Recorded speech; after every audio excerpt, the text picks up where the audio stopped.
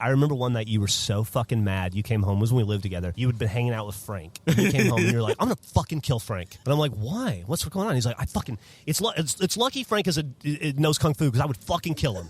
And I'm like, what is going on? He was like, it's midnight. Gus was like, I'm in that fucking ATM. And it's always scary because there's always just like dudes driving by in cars slow at night, trying watching to sell speakers to you. And Gus is like, so I'm at this fucking, and I'm like taking out money to pay rent or something. And Frank's with me.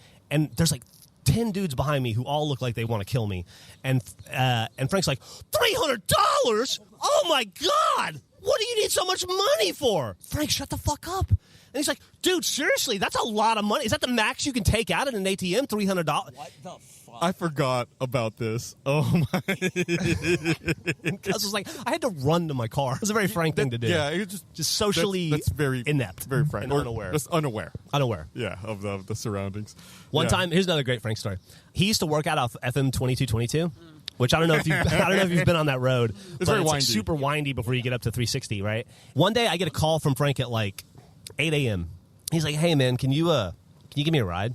And I'm like, "Yeah, I guess." He wrecked his car in 2222, driving like 80 miles an hour, and crashed on the side of the road. I had to drive over, pick him up, get the stuff out of his car because it was still abandoned there.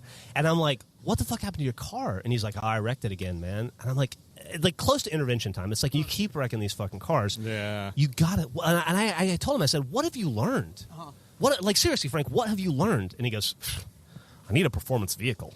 No, I think what he says, I need performance tires if I'm going to be driving like that. He's like, I need performance tires. That was his takeaway, was that like everything he was doing was fine. He just didn't have the right tires. Dude, that